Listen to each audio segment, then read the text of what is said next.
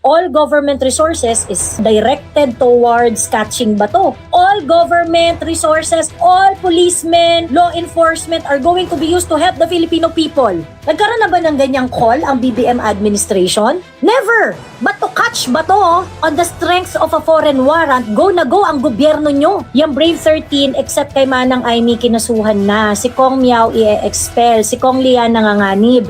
Si VM Harold, kinasuhan din. Inciting to sedition, were fucked. Uubusin nila lahat. Dun sa mga galit na galit sa mga Duterte. Are you ready for a no-election scenario? Gusto ko na mag-deactivate ng mga account ko, Miss Joey. Nakaka-stress mga pangyayari ngayon. Now is not the time to give up. And wag tayong mag-iwanan dahil talagang everything is being used against us, against those people who believe na mali yung mga nangyayari sa bansa for them to hold on to power. And I think little by little talaga nagkakaroon ng katotohanan yung kanilang pagnanais na magstay sa power. Ambassador Lito Banayo spoke about it, yung CONAS. Amy Marcos spoke about it. If you're going to observe the behavior of Bongbong Marcos, it looks like that he is actually laying down the foundation for a no election scenario. 'Di ba? Tayo ay nag-o-observe lang naman ng mga aksyon ng gobyerno 'di ba? Pero kung makikita mo, ganun ang trajectory ng sitwasyon. And what can we do? What can we say about it? What are the actions that we can take in order for it not to happen. Dati kasi, ang binibira nila ng bonggang-bongga si Inday Sara. If there would be any person na kakampi kay Inday Sara o sa mga Duterte, they try to smash them as well. Ngayon kasi, very clear yung pushback ng 13 senators. I really hope the 13 senators are going to stay solid.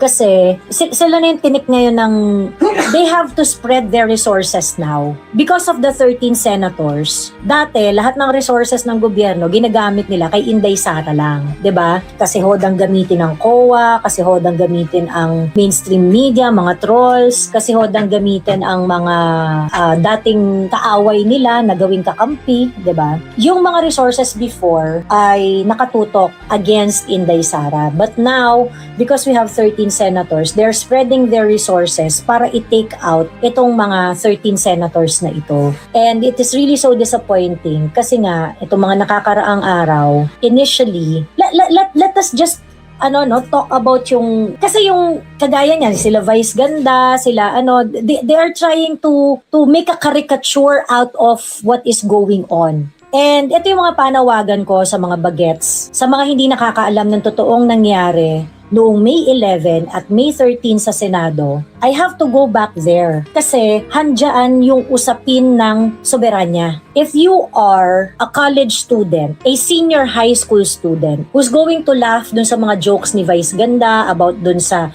eksena ni Alan Peter Cayetano at saka ni Pia, if you are one of those na tinatawanan si Pia Cayetano dahil umiyak siya dun sa kanyang sagot dun sa privilege speech ni Risa Ontiveros, you do not know what is going on.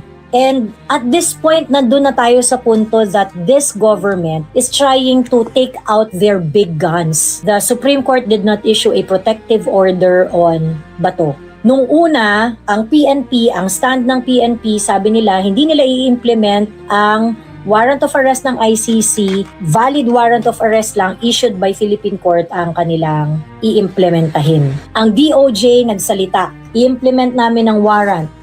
Later on, binakapan na to ng PNP.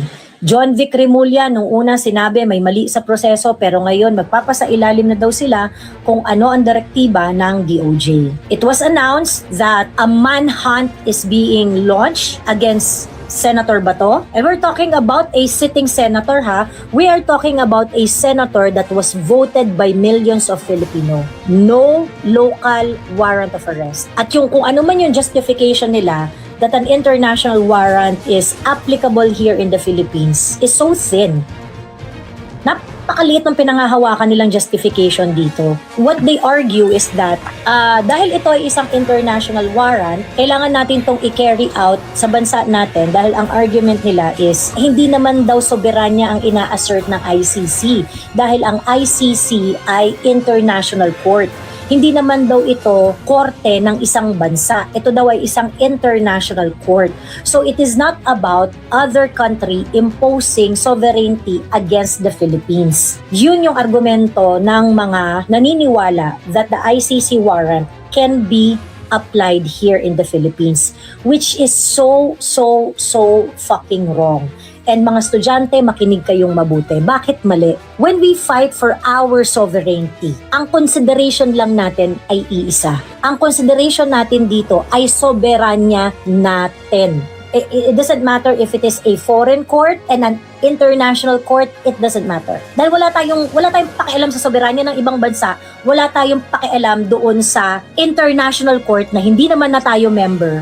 Ang pakialam natin, sarili nating soberanya. So for those stupid people who would argue na hindi naman nag-i-impose ng soberanya yung ibang bansa sa Pilipinas kasi international court ito International court ito. Hindi naman ito state. Hindi naman nag-a-assert ang isang state ng sovereignty sa Philippines, international court naman. But still, it is our judicial system that is being put into question here. 'Di ba? Sabi ni Sir, bakit inalaw ng SC? The SC has not yet decided doon sa sovereignty issue, sa jurisdiction issue. Wala pa pong desisyon ng Supreme Court tungkol dyan. But if you're going to ask me why the protective order was not issued, that is also my question. I am disappointed that the Supreme Court did not issue a protective order on Bato. So that is why now we have a very fucked up situation. All government resources is directed towards catching Bato, PNP. Sa mga panahon ng sakuna, sa panahon ng mga matitinding sakuna dito sa bansa natin, nagkaroon ba ng ganyang call? All government resources, all policemen, law enforcement are going to be used to help the Filipino people. Nagkaroon na ba ng ganyang call ang BBM administration? Never! But to catch Bato on the strength of a foreign warrant, go na go ang gobyerno nyo. That is the kind of government that you have right now. It's really very frustrating. It's like they decide the life of people in the Philippines and do what they want. Dali lang nila magdampot if you validate na okay lang sila mahuli since it's international warrant at we're national. Correct. And ito ito yung paulit-ulit kong sinasabi kung bakit hindi ko malunok yung ganong even the lawyers who would argue that valid yung ICC warrant dito sa Pilipinas. Because if you're going to give effect to that kind of paniniwala, ang state policy natin, ang sabi ganito, if we are going to interpret or give value sa kahit anong international obligations natin, sa kahit anong international relations natin, the state policy is that these should be understood in such a way that the paramount consideration is your national sovereignty. While it is true that it is the president who is the architect of our international foreign relations, foreign policies, lahat ng gagawin ng presidente, it should be the national sovereignty ang kanilang magiging pangunahing consideration. Pagka kunwari ininterpret mo ang isang international warrant to be effective here in the Philippines, does that protect our sovereignty? 'Di ba? Yung Brave 13, except kay Manang Aimee, kinasuhan na. Si Kong Miao i-expel. Si Kong Lian nanganganib. Si VM Harold, kinasuhan din. Inciting to sedition, we're fucked. Uubusin nila lahat. And I think, pagka naubusan tayo ng matapang, they would be able to do this without any pushback. Kung ano ang gusto nilang gawin, gagawin lang nila. Kung anong gusto nilang gawin sa bansang to, gagawin lang nila.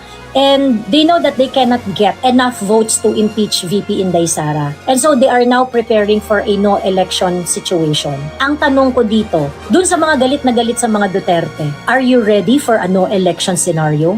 Kasi yung mga anti-Duterte, kayo bilang mga taong walang prinsipyo, you are enjoying the show. Okay lang sa inyo na arestuhin si Bato. Kasi hindi, may kasalanan naman siya, ganyan, yung mga ganong bullshit. May kasalanan pala siya, ba't nyo kasuhan dito sa sarili nating bansa? Why do you not want to do anything that will strengthen our local institutions? Why are you not helping us push back dito sa abusive government na ito?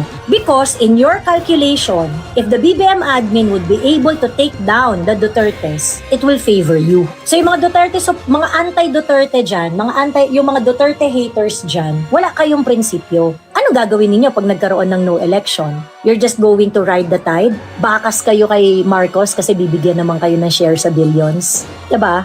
I think may power tayo kung magkakaisa lang tayo at isang tabi muna natin kung anong kulay ang gusto natin. Sabi ni Daniel Animor. Correct. Huwag nilang antayin i-assassinate si BBM dahil yun na lang ang paraan para mapigilan ang show nila.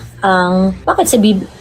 Tingin mo, hindi nila kayang gawin yan kay Inday Sara at kay Alan Peter Cayetano? Ang tanong, hanggang kailan may billions? Actually, ang chismis sa kaparangan is that wala na sila makurakot masyado. Well, at least hindi kasing dami nung nakukurakot nila before. May mga negosyo na ngayon na ginagawa, sindikato style. Pansinin niyo mga lansangan ninyo, it's flooded with drugs. Pansinin niyo. Sabi ni Ses kay Jimmy Bondo, kaya daw hindi makasuhan dito dahil sabi daw ni Boying ay hindi daw dito kayang litisin ang mga case nila Bato. Hindi nila kinakasuhan dito kasi wala silang, mataas yung evidential requirement dito. Hindi nila mapatunayan kasi wala mo silang ebidensya. So I would just like to reiterate to everyone. Si Jinggoy Estrada, ito mga kwento-kwento lang naman sa kaparangan. Before the SONA, they're going to imprison Jinggoy Estrada.